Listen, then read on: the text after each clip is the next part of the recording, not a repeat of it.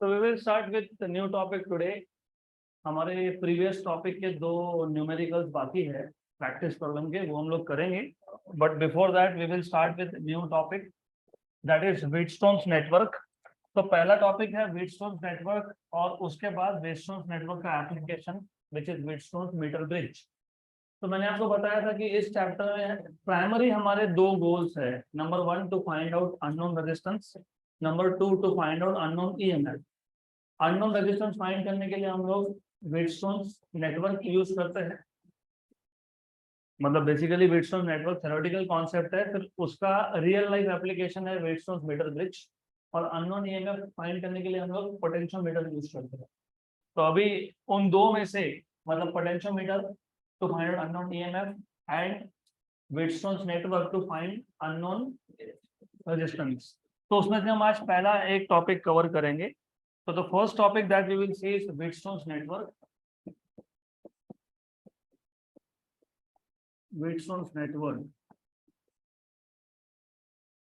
And also remember, क्या होता है JEE नीट या CET के क्वेश्चन सॉल्व करना तो हमको आ जाता है मेनी टाइम्स, कॉन्सेप्ट पता हो तो सॉल्व हो जाता है। लेकिन अगर यही स्टेट बोर्ड में आ गया write an note on Wheatstone's network, क्योंकि थ्योरेटिकल टॉपिक है, तो थ्योरेटिकल टॉपिक में प्रॉब्लम आता है, क्या क्या लिखना है भूल जाते हो। तो भूलने का मतलब ही नहीं है। तो मैंने बताया था आपको, फिजिक्स में जहाँ जहाँ थ्योरेटिकल टॉपिक हो, इंट्रोडक्शन, कंस्ट्रक्शन, वर्किंग, तो वैसा ही है यहाँ पे इंट्रोडक्शन का ज्यादा पार्ट है नहीं, तो मैं स्किप कर दूंगा। We will directly go to construction and working part.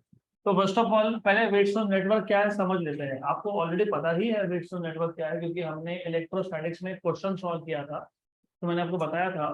तो व्हीटस्टोन नेटवर्क क्या है basically? Wheatstone network, it consists of four resistances R1, R2, R3 and R4, and these four resistances are arranged in the form of quadrilateral.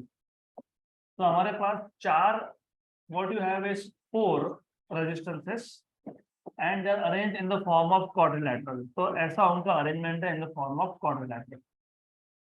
Okay, so you have four resistances, यहाँ पे R1, R2, यहाँ पे R3 और यहाँ पे R4। गलत बोल रहा हूँ मैं, लेकिन आप बोल रहे हो हाँ। तो मैंने बताया था ये R1 है, R2 है, ये R3 नहीं है, ये R4 है, और R2 का अपोजिट होता है R3। और इसको मैं कुछ नाम दे दूंगा A, B, C and D। तो साथ में लिखते भी जाएंगे थोड़ा थोड़ा। So it consists of four resistances,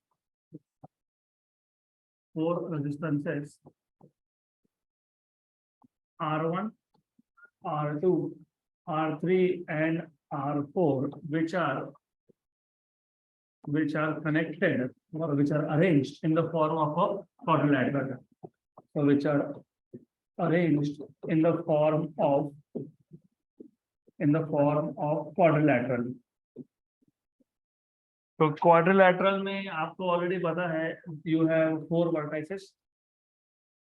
तो यहाँ पे जो दो अपोजिट, डायगोनली अपोजिट वर्टेक्स है, जैसे कि A एंड C, तो इन दो डायगोनली अपोजिट वर्टेक्स के अक्रॉस हम लोग एक बैटरी मतलब सेल कनेक्ट करते हैं थ्रू अ की। तो हमारे पास दो डायगोनली अपोजिट वर्टेक्स, कौन सा? A एंड C या फिर B एंड D, कोई भी दो चलेंगे। मैं फिलहाल A एंड C लेता हूँ। तो दो डायगोनली अपोजिट वर्टेक्स के अक्रॉस हम लोग एक बैटरी कनेक्ट करेंगे जिसका EMF E है एंड थ्रू अ की। तो यहाँ पे हम लोग एक बैटरी लगाने वाले हैं जिसका EMF है E। तो we will connect a battery over here और थ्रू अ की। यहाँ पे एक बैटरी आ गया, और आपको पता है बैटरी मतलब कॉम्बिनेशन ऑफ सेल है। तो मैंने यहाँ पे कम से कम दो सेल दिखा दिए, मतलब ये बैटरी है। तो ये पॉजिटिव टर्मिनल आ गया, ये नेगेटिव, और यहाँ पे एक की है की। अब ये की क्यों यूज होता है? बिकॉज सर्किट को मेक या ब्रेक करना हो, मतलब सर्किट में से करंट पास करना हो, तो की क्लोज कर दोगे, सर्किट कंप्लीट हो जाएगा, करंट पास होगा। अगर ओपन कर दोगे तो सर्किट कंप्लीट नहीं है, करंट पास नहीं होगा। इन शॉर्ट, बैटरी को सर्किट में कनेक्ट करना है तो की क्लोज करो, नहीं करना तो की को निकालो। गुड, यहाँ तक clear? So a battery of EMF E, a battery of EMF E is connected across two diagonally opposite points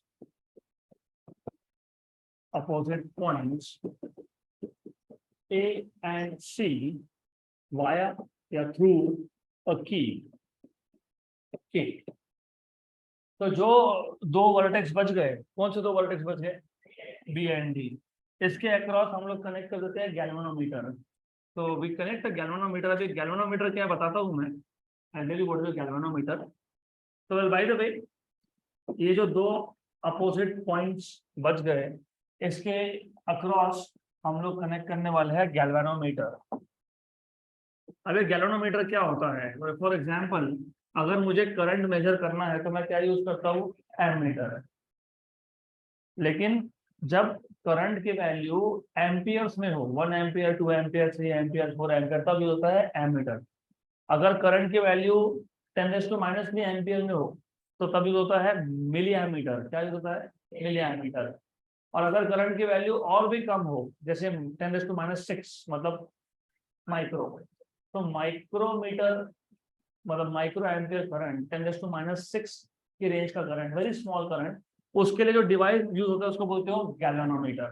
तो गैल्वेनोमीटर भी ये करंट मेजरिंग इंस्ट्रूमेंट है, लेकिन ये मेजर करता है very small currents.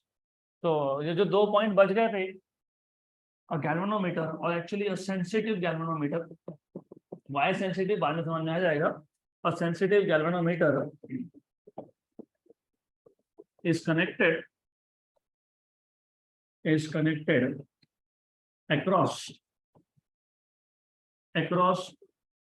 remaining two points, remaining two vertices. यहाँ तक क्लियर? तो विट्सोन्स नेटवर्क मतलब क्या? चार resistances R1, R2, R3 and R4, they are connected in the form of quadrilateral ABCD। ये जो क्वाड्रिलेटरल ABCD है, इसके जो दो डायगोनली अपोजिट पॉइंट्स है A एंड C, उसके अक्रॉस तुमने क्या कनेक्ट किया? बैटरी, जिसका EMF कितना था? E, थ्रू अ की K। और बाकी के जो दो बचे हुए वर्टाइसेस थे, उसके अक्रॉस क्या कनेक्ट किया? Galvanometer, sensitive galvanometer. मतलब it can measure very small current of the order of 10⁻6 ampere. Clear? Good. अब ये जो नीचे का ब्रांच है ADC, यहाँ पे एक पॉइंट है D, और ऊपर का जो ब्रांच है ABC, यहाँ पे एक पॉइंट है B। अगर ये B पॉइंट और D पॉइंट का पोटेंशियल सेम हो गया तो गैल्वेनोमीटर से करंट पास नहीं होगा। तो अभी याद रखना, तीन चार कॉन्सेप्ट फिजिक्स में बहुत सिमिलर है। फॉर एग्जांपल मैंने बताया था विंड का फ्लो होता है when there is pressure difference, higher pressure to lower pressure, correct. Heat का फ्लो होता है when there is temperature difference from higher temperature to lower temperature. Similarly current का फ्लो होता है whenever there is potential difference from higher potential to lower potential. तो अगर दो points का पोटेंशियल सेम हुआ, मतलब पोटेंशियल डिफरेंस 0 हुआ, तो करंट फ्लो होगा नहीं। तो ये याद रखो। गुड। तो if there is a certain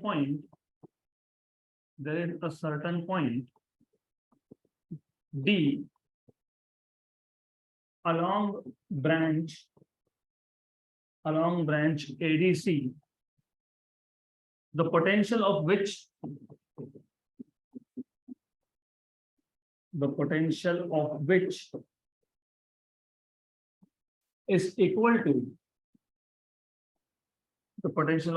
is equal to point B along branch ABC, that is potential at point B equal to potential at point D. तो अगर दोनों पॉइंट का पोटेंशियल सेम हुआ, then current through galvanometer is 0. Then current through galvanometer is 0. That is IG equal to 0। अब ये IG क्यों? क्योंकि current through galvanometer को नॉर्मली हम डिनोट करते हैं IG से। एकदम क्लियर है यहाँ तक? तो कुछ नहीं है, क्वाड्रिलेटरल था, 4 रेजिस्टेंसेस थे, R1 R2 R3 R4, 2 diagonally opposite point के अक्रॉस एक बैटरी है थ्रू की, बचे हुए 2 डायगोनली अपोजिट पॉइंट्स के अक्रॉस एक गैल्वेनोमीटर है। ADC ब्रांच में एक पॉइंट है D, ABC ब्रांच में एक पॉइंट है B। D और B का पोटेंशियल अगर सेम हो गया तो गैल्वेनोमीटर से करंट फ्लो होगा नहीं। दैट इज द आइडिया, क्योंकि both the points are at same potential. इसको बोलते हो द नेटवर्क इज बैलेंस्ड। क्या बोलते हैं? Network is balanced. तो if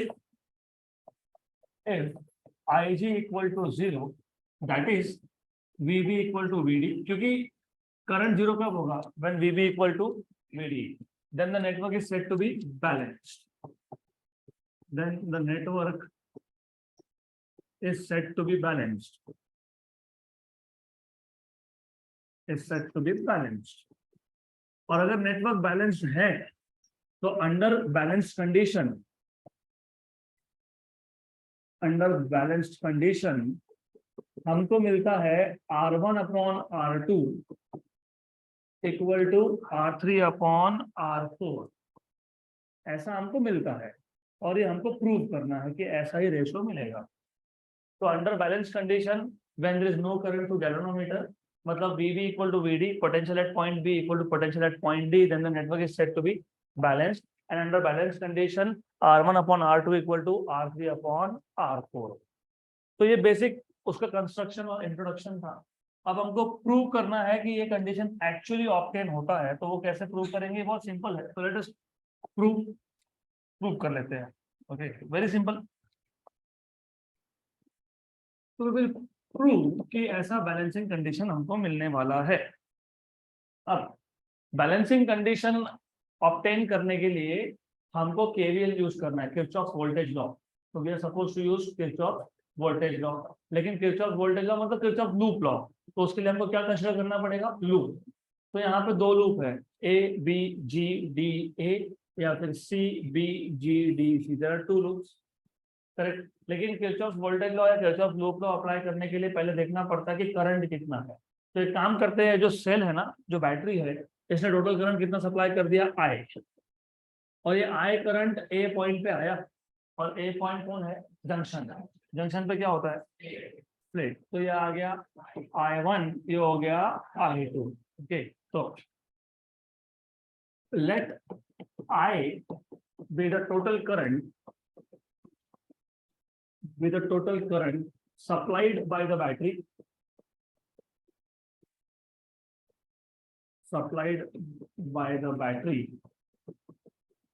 which gets divided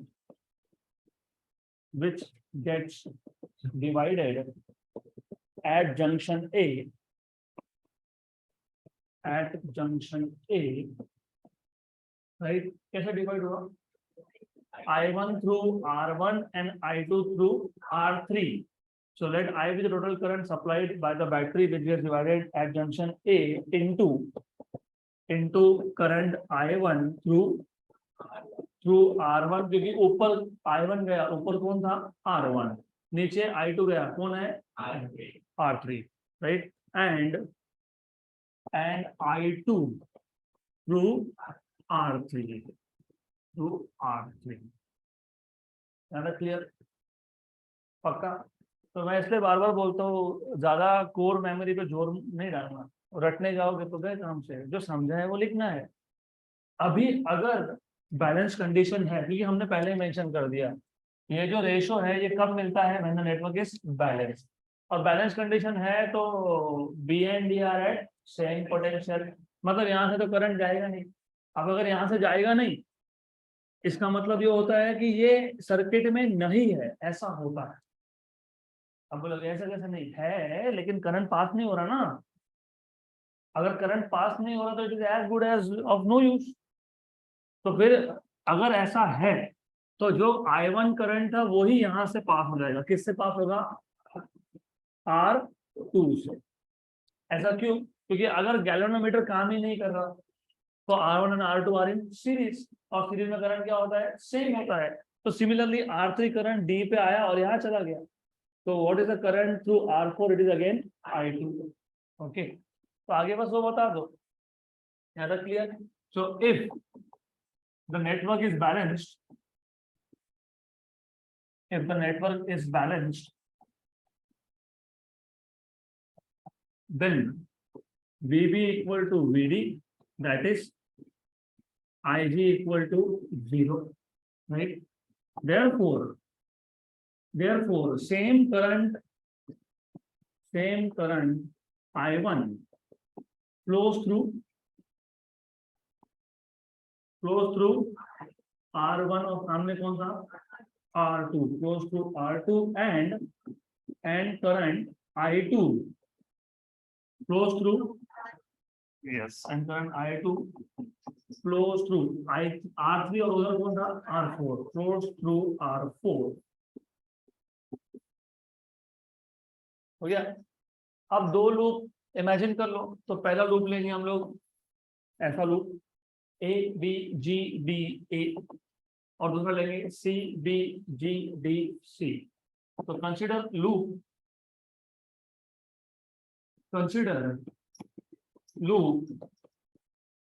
A B G D A and apply Kirchhoff's voltage law। तो KVL apply करेंगे। हम ट्रेस कर रहे हैं A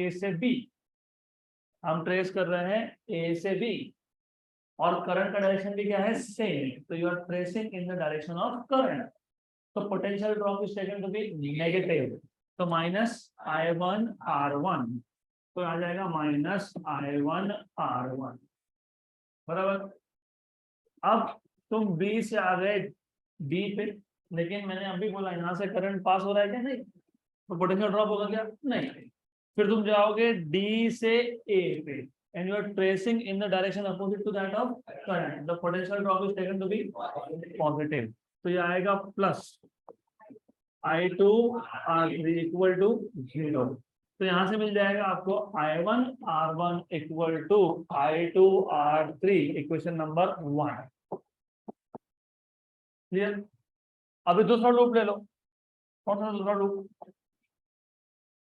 भूल जाते हो, C B G D C। तो कंसिडर लूप, डायग्राम आपने ड्रॉ की तो आपको तो यार नाम याद ही होना चाहिए, C B G D C and apply KVL, तो वापस जब तुम G से B जाओगे, करंट सामने से आ रहा था, तुम अपोजिट जा रहे हो, देखो आ रहा था सामने से करंट, यस, तो potential drop is taken to be positive. तो यहाँ पे आएगा I1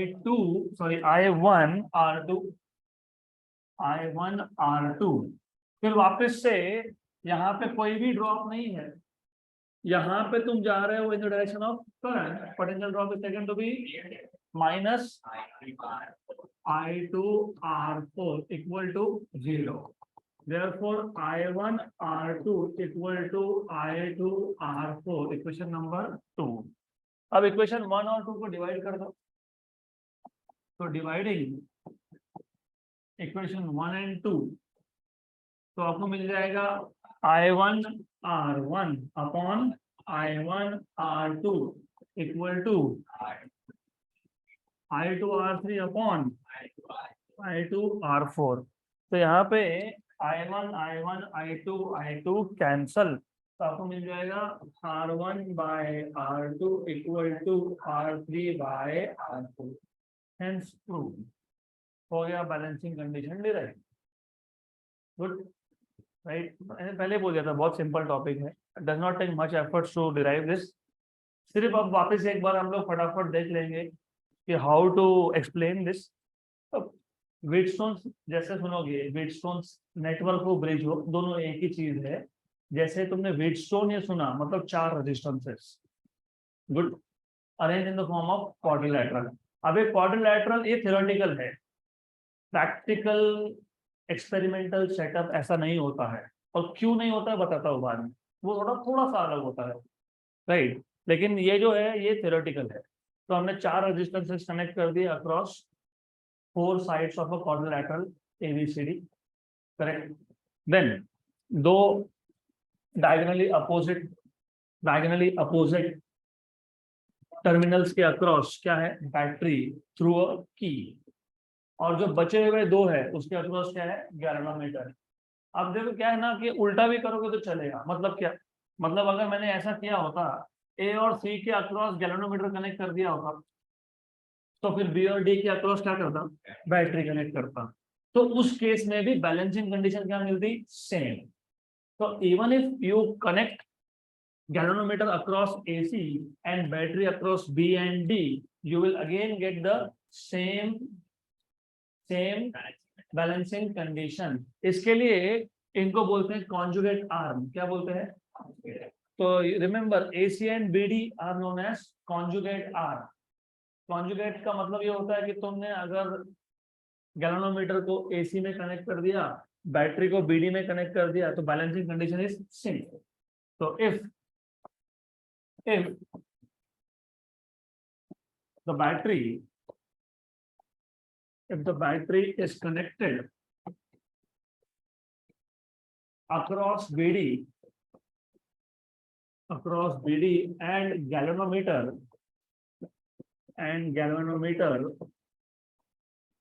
across AC, we again obtain or we again get the same balancing condition। मतलब R1 upon R2 equal to R3 upon R4, we get the same balancing condition। Therefore AC and BD are known as conjugate arms, are known as conjugate arms।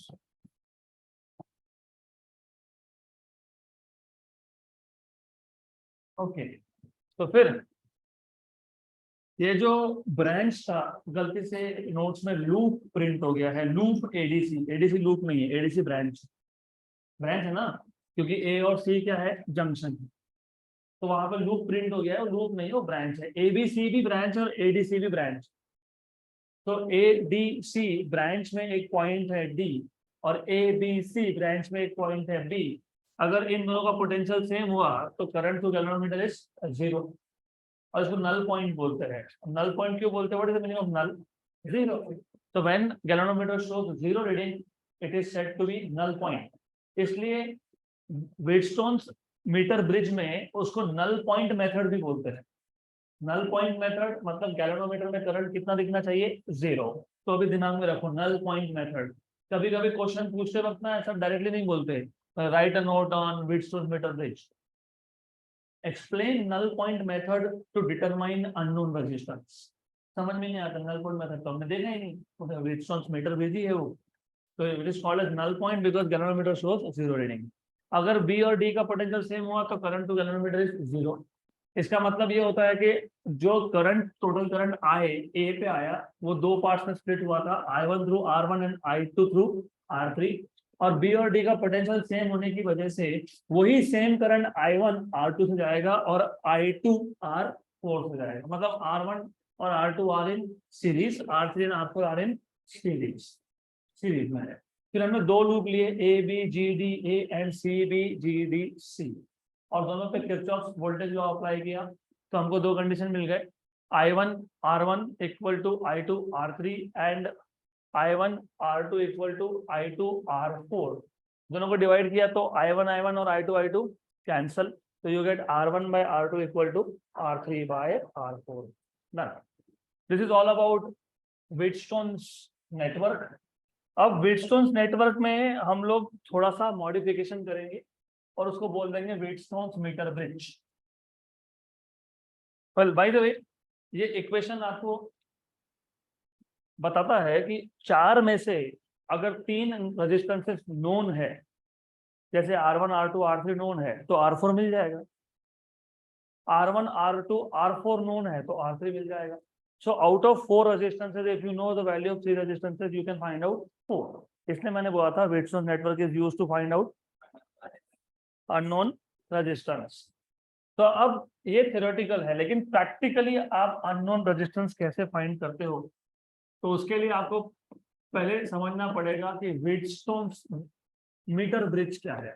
इसको Wheatstone bridge भी बोलते हैं, इसको Wheatstone metre bridge भी बोलते हैं। और metre bridge बोलने के पीछे एक बहुत सिंपल सा रीजन है। इसमें एक वायर यूज होता है जिसका लेंथ है 1 मीटर, इसलिए इसको बोलते हैं metre bridge, right. Centimetre bridge नहीं, मीटर ब्रिज नहीं, तो सेंटीमीटर ब्रिज, मीटर ब्रिज है ये। तो well by the way, it is a modification of it is a modification of Wheatstone's network. Wheatstone's network, simple. तो छोटा सा चेंज करेंगे और वो बन जाएगा Wheatstone's मीटर ब्रिज। तो of course Wheatstone's metre bridge है, तो कौन से प्रिंसिपल पे काम करेगा? Wheatstone's नेटवर्क पे। So it works on the principle of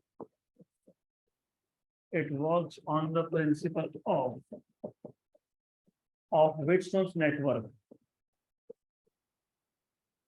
Wheatstone's network, right. यहाँ पे हम लोग एक वायर यूज करते हैं जिसका लेंथ है 1 metre.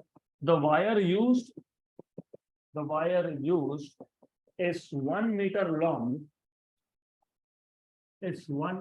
long, and hence it is known as meter bridge.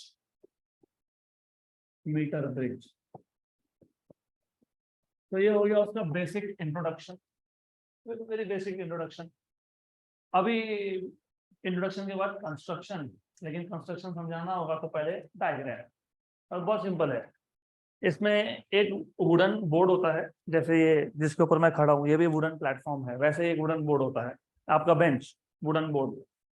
उसके ऊपर आप एक वायर लेते हो, स्ट्रेच करते हो, वायर का नाम दे देंगे एसी, और वो वायर के कुछ प्रॉपर्टीज है, वो थिन होना चाहिए, वो यूनिफॉर्म होना चाहिए, वो होमोजीनियस होना चाहिए, ये 3-4 प्रॉपर्टीज है।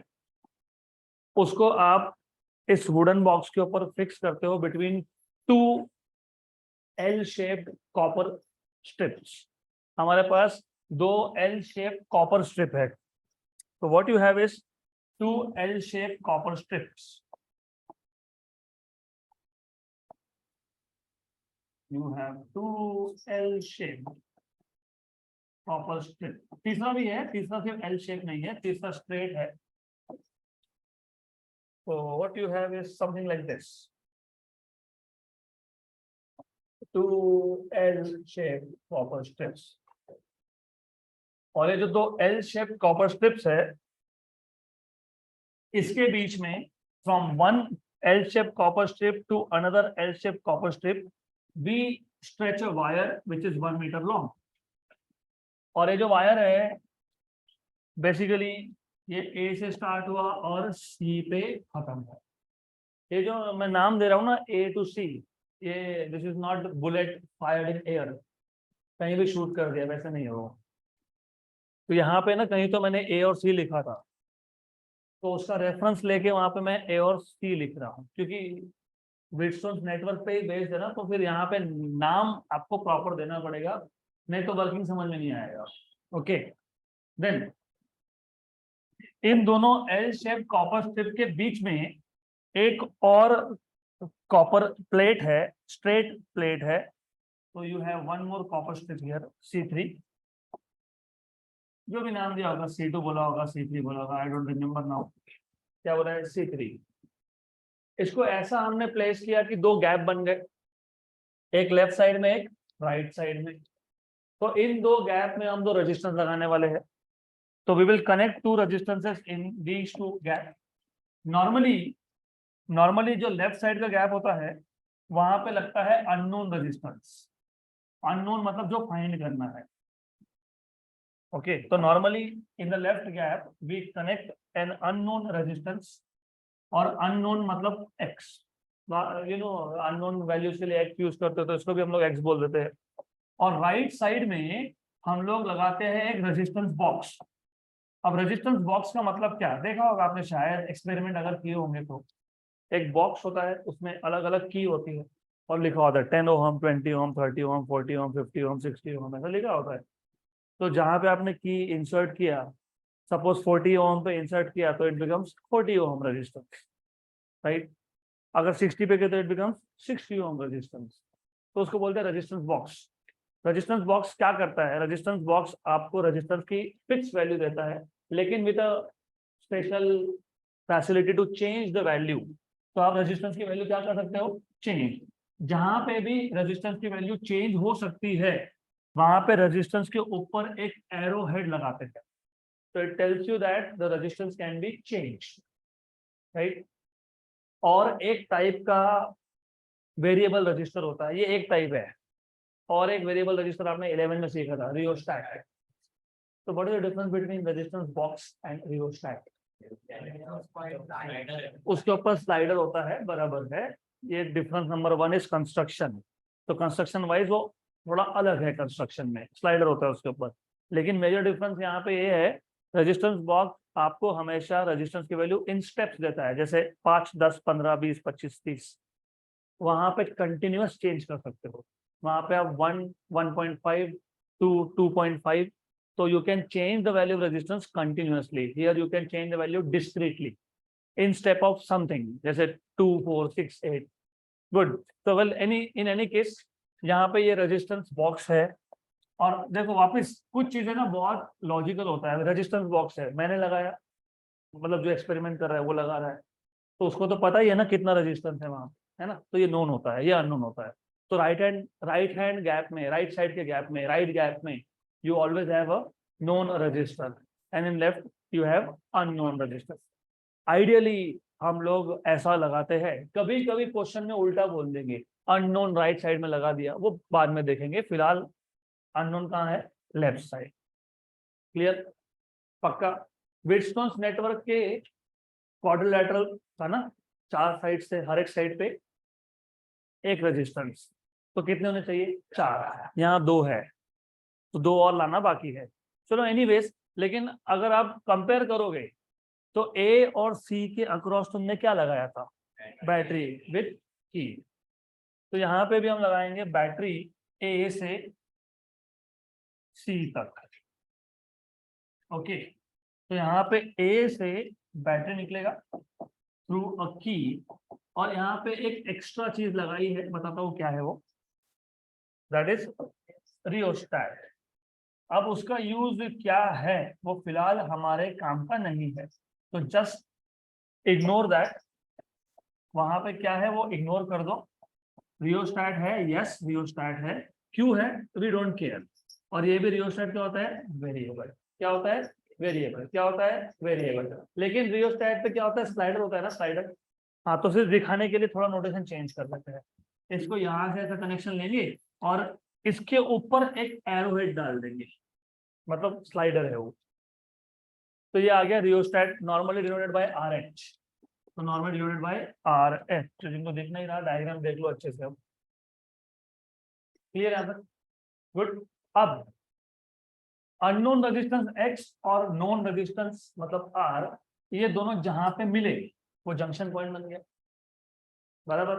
हमको लगे कैसे जंक्शन सीरीज में है। हाँ, बात सही है तुम्हारी, क्योंकि ये सीधा कनेक्टेड है ना, यहाँ से कनेक्टेड है कि नहीं? एक्स और आर डायरेक्ट कनेक्टेड है कि नहीं? तो सीरीज है कि नहीं? यस। हम इसको जंक्शन बनाएंगे, हम लोग बनाएंगे। तो जहां पे ये दोनों रेजिस्टेंस मीट होते हैं ना, वहां से हम एक और कनेक्शन निकालने वाले, वो जाएगा गैल्वेनोमीटर पे। वो जाएगा गैल्वेनोमीटर पे। तो यहाँ आ गया आपका गैल्वेनोमीटर। और थोड़ा सा ध्यान दोगे, अगर गैल्वेनोमीटर कहाँ से निकला था? बी से। मतलब ये जो पॉइंट है, ये पॉइंट क्या बन गया? बी पॉइंट बन गया। Excellent, good. So a galvanometer is connected through a point of intersection of X and R, right?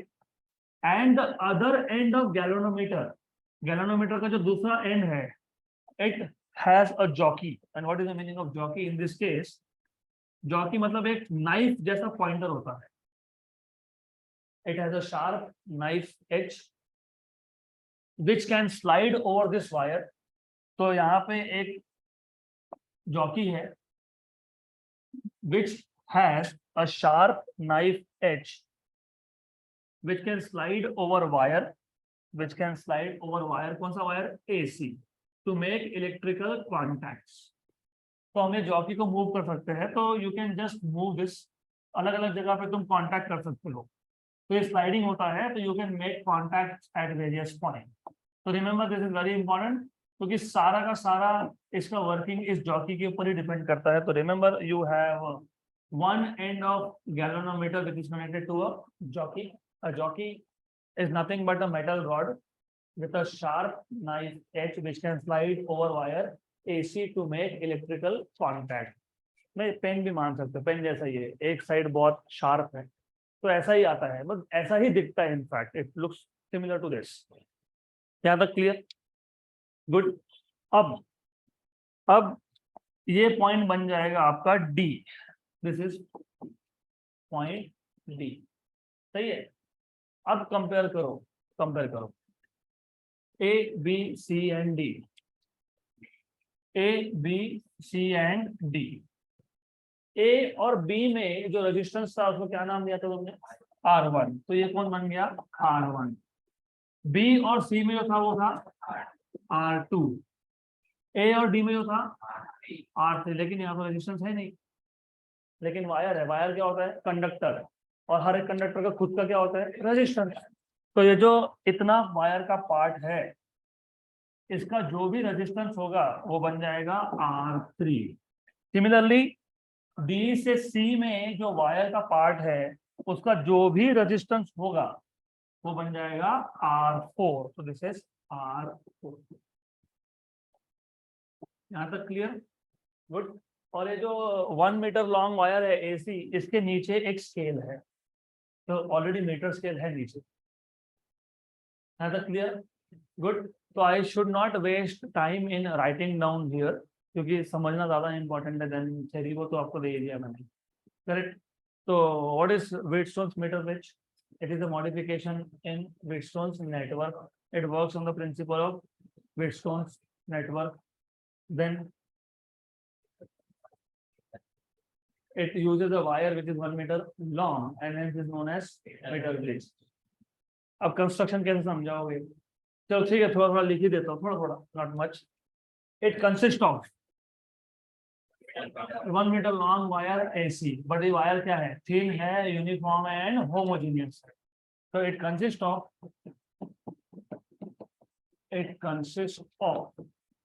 a thin uniform and homogeneous wire, and homogeneous 1 meter long wire, 1 meter long wire AC, which is connected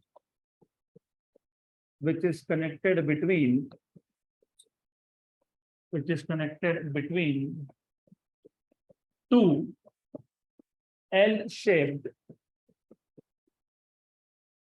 copper rods या फिर copper strips।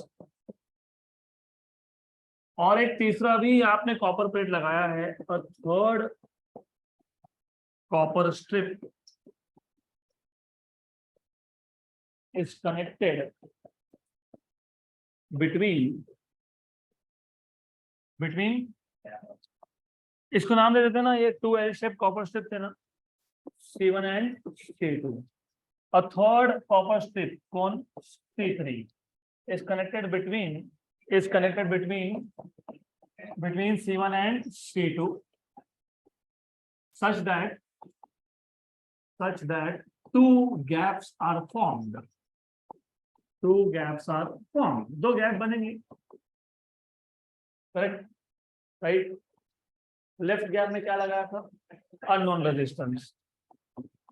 And unknown resistance, अब वापस वही होता है, आप बोलोगे तो नोट्स में सीक्वेंस अलग लिखा है, क्या फर्क पड़ता है? जो दिख रहा है एक्सप्लेन कर दो। अभी वायर AC को तुमने बैटरी लगाया, वो बताना बाकी है, बता देंगे बाद में। And unknown resistance X is connected कहाँ पे? इन the left gap,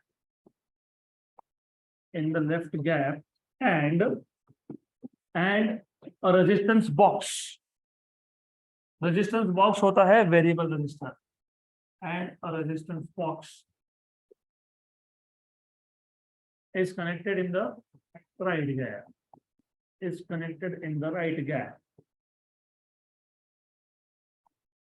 in the right gap. उसके बाद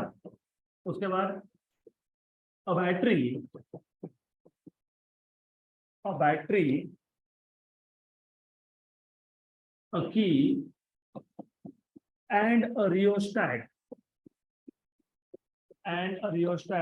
are connected in series with wire AC. Are connected in series with wire AC. हो गया? तो यहाँ तक आ गया कंस्ट्रक्शन। अभी थोड़ा बहुत और भी है।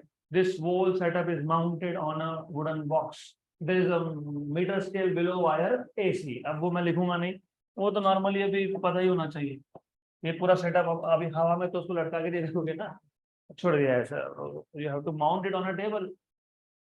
गुड, तो वो ठीक है, वो यू अंडरस्टैंड बेटर।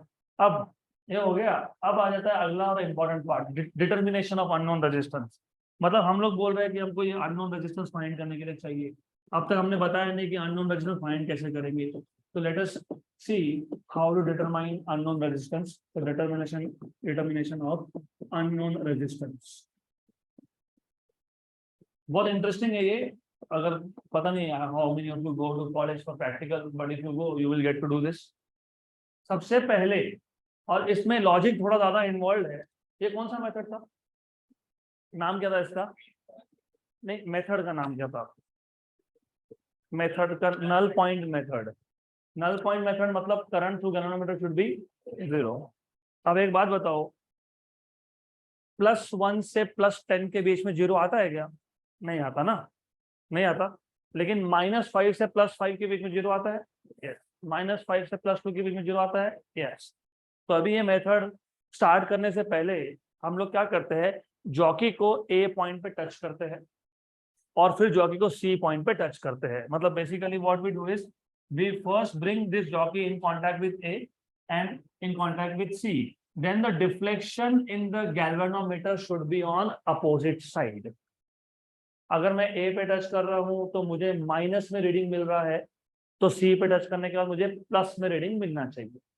मैं A पे टच कर रहा हूँ +2 मिल रहा है, और मैं C पे टच कर रहा हूँ मुझे +10 मिल रहा है, तो तुम इस सेटअप को यूज नहीं कर सकते।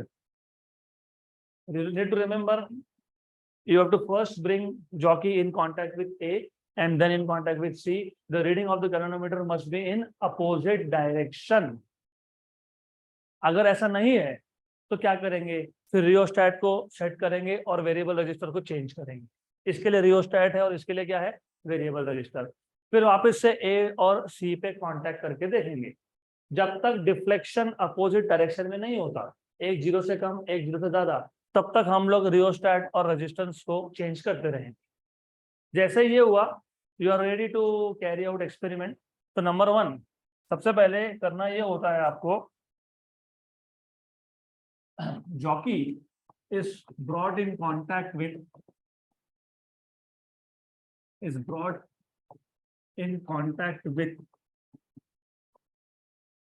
point A and then point C. The deflection मतलब वो जो गैल्वेनोमीटर में पॉइंटर होगा वो डिफ्लेक्ट होगा ना, रीडिंग देने के लिए मूव होगा ना, वो उसको डिफ्लेक्शन बोलते हैं। The deflection in the galvanometer must be in opposite direction, और मैंने पहले ही बता दिया कि मैं सारा कुछ नहीं लिख रहा हूँ, क्योंकि मैंने कंस्ट्रक्शन में जॉकी मेंशन नहीं किया है। तो वो आपको खुद को लिखना है कि जॉकी कहाँ कनेक्ट किया, गैल्वेनोमीटर कहाँ कनेक्ट किया। पूरा लिखते बैठेंगे तो फिर टाइम जाएगा। तो deflection must be in opposite direction. Clear? Right? नहीं है तो फिर वो रियोस्टैट और रेजिस्टेंस की वैल्यू चेंज करो। मैं मान लेता हूँ है। अब अगर अपोजिट डायरेक्शन में डिफ्लेक्शन है तो हम लोग क्या करते हैं, फिर हम लोग इसको A से C की तरफ स्लाइड करते जाते हैं, और उस पॉइंट पे आके रुक जाते हैं जहां पे गैल्वेनोमीटर में करंट कितना है, 0, और इस पॉइंट को बोल देते हैं डी। क्या बोल देते हैं इसको, D, right. Then we move the jockey, slide the jockey from point A towards point C, until the current in the galvanometer is 0. The current in the galvanometer is 0.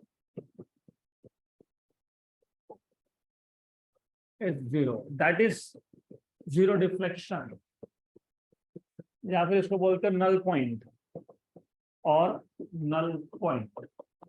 Hence the method is called as null point method। वो मैं लिखूंगा नहीं होगा। Clear यहां तक हो गया। ऐसा हुआ, करंट जीरो हुआ, मतलब बी और डी आ गए सेम पोटेंशियल पे, करेक्ट, क्योंकि करंट जीरो तभी होगा जब पॉइंट बी और D are at same potential. So it means that potential at point B equal to potential at point D. That is, the network is balanced. The network is balanced. अगर network balanced है तो हम लोग क्या कर सकते हैं, balancing condition use कर सकते हैं। Therefore, you can write down R1 by R2 equal to R3 by R4। लेकिन R1 कौन था, X, R2 कौन था, R, वेरिएबल रजिस्टर जो था।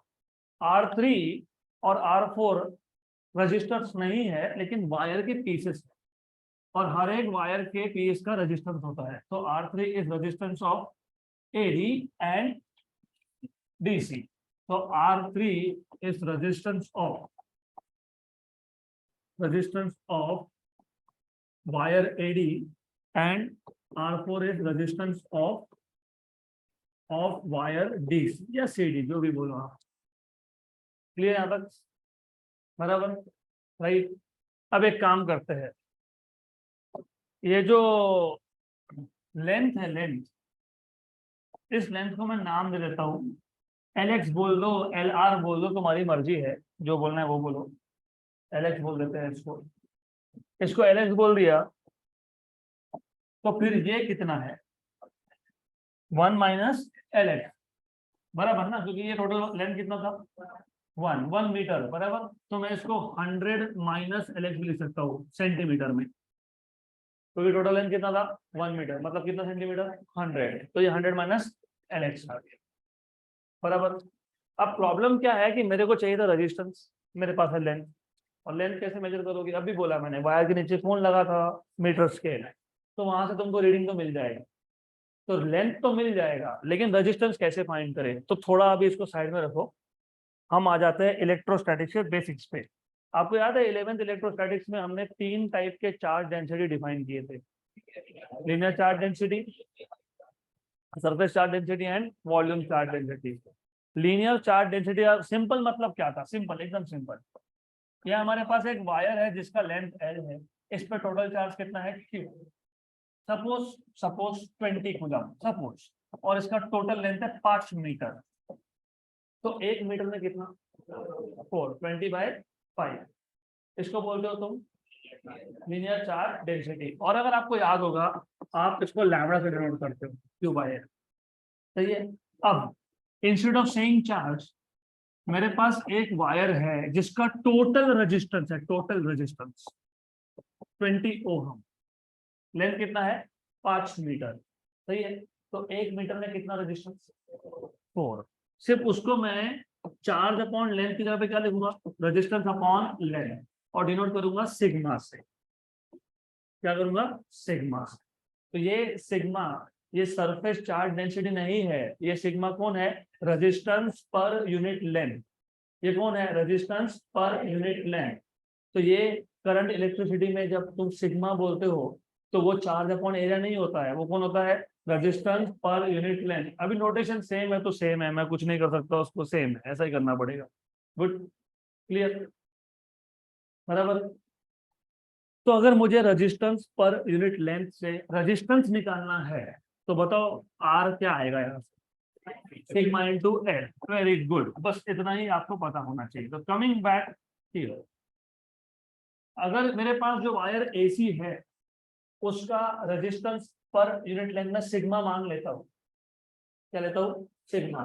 तो R3 की वैल्यू क्या आएगी, सिग्मा इंटू एल एक्स। अभी मैंने बताया sigma into length.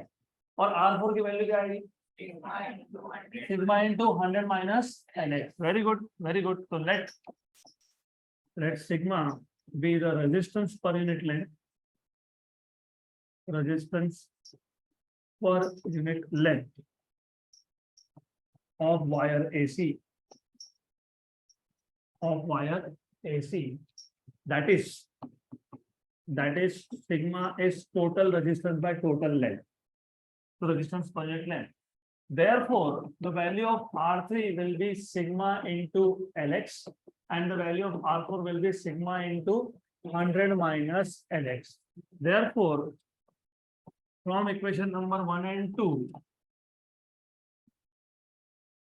From equation number 1 and 2, एक काम करता हूँ ना, एक काम करता हूँ, रुको रुको रुको,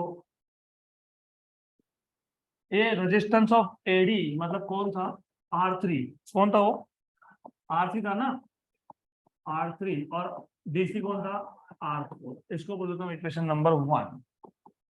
तो from equation number 1 and 2, x by r equal to R3 by R4, but what is R3, sigma Lx upon sigma 100 minus Lx, sigma sigma हो गया cancel, therefore x equal to Lx upon 100 minus Lx into R, मिल गया unknown resistance. Are कैसे find करोगे, तो तुमने ही set किया, resistance box था, तुमने ही सेट किया उसको। मैंने इसलिए बोला गैल्वेनोमीटर में डिफ्लेक्शन अपोजिट साइड में नहीं होगा तो क्या चेंज करेंगे, वेरिएबल रेजिस्टेंस। कौन करेगा, तुम ही करोगे। तो तुम तो देख रहे हो ना कि 50 है, 60 है, 70 है, तो तुमको तो पता ही है। और एलएक्स कैसे फाइंड करोगे, उसी वायर के नीचे क्या था, स्केल था, तो वहां से एलएक्स मिल जाएगा आपको। तो हो गया, एलएक्स पता है, आर पता है, तो एक्स मिल गया, डन। तो बहुत सिंपल था, it was very simple and interesting also. तो एक बार सिर्फ समझ लो वापस, so that we need not to revise it again tomorrow. दो एल शेप कॉपर स्ट्रिप है, C1 एंड C2। इस पे आपने एक वायर को स्ट्रेच करके रखा है AC, जिसका लेंथ है 100 सेंटीमीटर मतलब 1 मीटर। बीच में एक स्ट्रेट स्ट्रिप है C3। ऐसा लगाया है कि दो गैप बन गए, एक लेफ्ट साइड में एक राइट साइड में। लेफ्ट गैप में अननोन रेजिस्टेंस लगाया है, राइट में वेरिएबल रजिस्टर बॉक्स लगा दिया, करेक्ट। जहां पे R1 X और R ये मीट होंगे, वहां से एक वायर निकाल लिया, गैल्वेनोमीटर कनेक्ट कर दिया, गैल्वेनोमीटर का दूसरा एंड जॉकी को लगा दिया। जॉकी भी होता है नाइफ एज, और वो स्लाइडर होता है, तो यू कैन स्लाइड इट। और A से C तक आपने इन सीरीज लगाया है बैटरी, की एंड रियोस्टैट। फिर आप क्या करते हो, ए पॉइंट पे टच करते हो, सी पॉइंट पे टच करते हो, चेक करते हो गैल्वेनोमीटर में जो डिफ्लेक्शन आ रहा है वो अपोजिट डायरेक्शन में है या नहीं। फॉर एग्जांपल सेम डायरेक्शन में आ गया, ए पे टच किया 1 एम्पियर, सी पे टच किया 5 एम्पियर, तो चलेगा नहीं। तो रियोस्टैट और रेजिस्टेंस बॉक्स की वैल्यू चेंज करो, फिर टच करके देखो -2 +5, डन, चलेगा। फिर आप ए से सी तक स्लाइड करते करते जाते हो, ऐसा पॉइंट ढूंढते हो, नल पॉइंट ढूंढते हो, नल पॉइंट बोलते हैं, such that the galvanometer shows zero deflection, zero reading, correct। इसका मतलब ये नेटवर्क हो गया बैलेंस। तो under balancing condition R1 by R2 equal to R3 by R2। R1 is X, R2 is R, R3 is the resistance of length of wire AD and R4 is resistance of wire DC। तो अब resistance in terms of length कैसे लिखेंगे, ये जो AD part था इसका length LX है, और जो डीसी पार्ट था 100 माइनस LX है। तो मुझे रेजिस्टेंस नहीं पता, मुझे लेंथ पता है।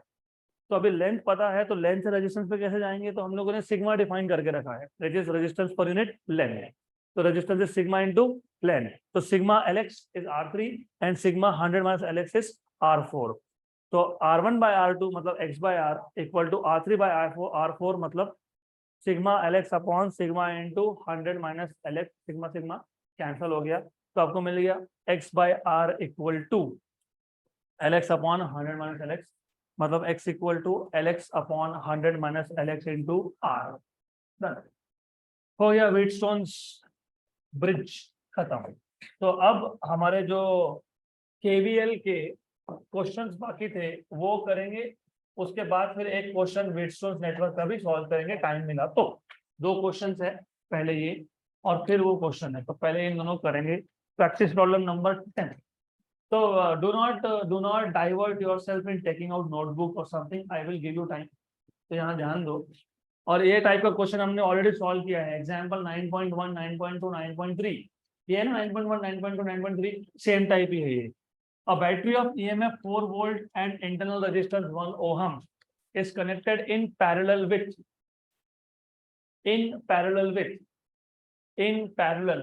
not in series, in parallel with another battery of EMF 1 volt and internal resistance 1 ohm. अब ये important statement है, with their like poles connected together.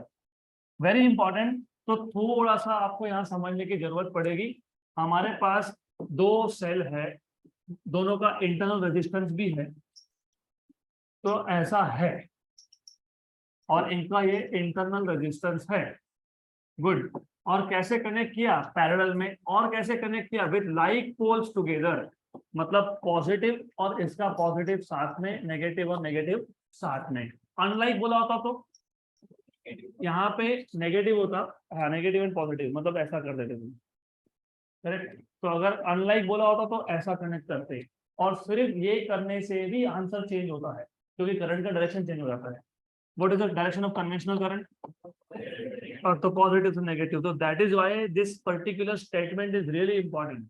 हमने जब एग्जांपल 9.1 या 9.2 सॉल्व किया था तब उन्होंने बोला नहीं था, हमने अज्यूम कर लिया था वो। गुड। या तो फिर सर्किट डायग्राम भी आता है हमको in either of the cases. Good. तो ऐसा हमने कनेक्ट किया है। आगे बोला है the combination is used to send current through external resistance of 2 ohm. Very good. Calculate the current through external resistance, मतलब ऐसा है, ये जो कॉम्बिनेशन है, it is used to send current through external resistance. तो एक्सटर्नल रेजिस्टेंस यहाँ लगा दिया हमने, कैपिटल आर बोल देंगे इसको, ये कैपिटल आर, ये स्मॉल r1, ये E1, ये E2, ये R2। ये कैपिटल आर नीचे नहीं लगा सकते हो, मैंने कल ही बताया था। पैरेलल में तुम किसको भी कहां भी लगाओ, तीनों they are interchangeable, right.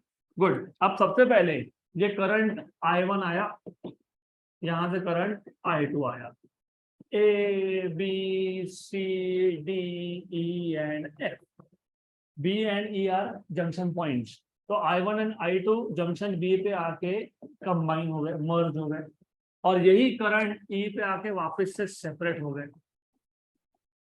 Good. Clear? ये हो गया डायग्राम कंप्लीट। और आपको अभी गिवन में क्या क्या है वो तो समझ में आ ही गया होगा। आपको E1 दिया है, आपको R1 दिया है, आपको A2 दिया है, आपको R2 दिया है, और आपको कैपिटल R की वैल्यू दी है। E1 कितना दिया है? 4। R1 कितना है? 1। A2 कितना है? 1 एंड 1, 1 एंड 1, और R था 2 था ना? Yes. Calculate the current through external resistance, मतलब क्या फाइंड करना है? I1 plus I2। So you're supposed to find out what is I1 plus I2. मतलब in short, you're supposed to find out I1 and I2 and then add these two. तो आपको करना ये है कि इन दोनों को फाइंड करना है और उसको ऐड करना है। गुड। तो बहुत सिंपल क्वेश्चन है। तो याद है कि हमने सॉल्व कैसे किया था? याद है? दो लूप लिए थे, दो इक्वेशंस बनाए थे, साइमल्टेनियस इक्वेशन, और उनको किया था सॉल्व। तो फिर वैसे ही करना है वापस से। तो same thing you have to do again. Take any two loops you want. I will take A, B, E, F, A. So consider loop A, B, E, F, A and apply KVL. Apply KVL. A to B no drop, क्योंकि कुछ है ही नहीं। B to E minus I1 plus I2 into R. E to F nothing, but then when you are going from F to A, minus I1 R1, and you are jumping from negative to positive, so plus E1 equal to 0, equal to आ गया 0. So therefore you will get from here E1 equal to I1 R1 plus I1 plus I2 into R. E1 की value थी 4 है ना, 4. Yes, I1 पता नहीं, वही तो find करना है. R1 is 1, I1 plus I2 पता नहीं, वही तो सॉल्व करना था. और R इज 2, तो 2I1 और I1, 3I1 plus 2I2, equation number 1. एक इक्वेशन यहां से मिला, दूसरा नीचे के लूप से मिलेगा. तो apply KVL to the loop B C D E B, B C D E B, B to C nothing, C to D you're jumping from positive to negative, minus E2, और current सामने से आ रहा है. कौन सा current आ रहा है? I2. तो ड्रॉप क्या होगा? I2 R2, और पॉजिटिव ड्रॉप लोगे क्योंकि you are tracing in the direction opposite to that of current. No drop? Yes. Then here again you are tracing in the direction opposite to that of current, तो plus I1 plus I2 into R equal to 0. Therefore you will have E2 equal to I2 R2 plus I1 plus I2 into R. ये value थी 1. I2 पता नहीं, R2 is 1. I1 plus I2 into 2, बराबर ना. तो ये आ जाएगा 2I1, 2I1, 3I2, equation number 2. इधर था 3I1 2I2, इधर है 2I1 3I2. मतलब इक्वेशन नंबर 1 को 2 से मल्टीप्लाई करो और इक्वेशन 2 को 3 से मल्टीप्लाई करो और सब्ट्रैक्ट करो. इक्वेशन 1 को 2 से मल्टीप्लाई करो, इक्वेशन 2 को 3 से मल्टीप्लाई करो और सब्ट्रैक्ट कर दो. करो तो 2 से मल्टीप्लाई करो. A equal to 6I1 plus 4I2, 3 से मल्टीप्लाई करो. 3 इक्वल टू 6I1, हाँ हाँ पक्का, minus minus minus, this is 5, this is 0, this is minus 5I2. तो I2 इक्वल टू -1 एम्पियर. ये हो गया -1. अब ये -1 एम्पियर वैल्यू इक्वेशन 1 या 2 जहां सब्स्टिट्यूट करना है कर दो, जैसा आपको करना है वैसा कर दो. तो put I2 equal to -1 in equation number 1. क्या था 1? 4 equal to 3I1 plus 2I2 था ना. गुड. 4, ये -2 इधर आ गया, कितना हो गया? प्लस हो गया ना. यस, सही है. तो 6 इक्वल टू, तो I1 इक्वल टू 2 एम्पियर. कितना गया? 2 एम्पियर. और आपको क्या पूछा था? तो I1 plus I2, what is I1? अरे I1 2 और I2, तो आंसर कितना चाहिए? देखो दिया है क्या? यही है.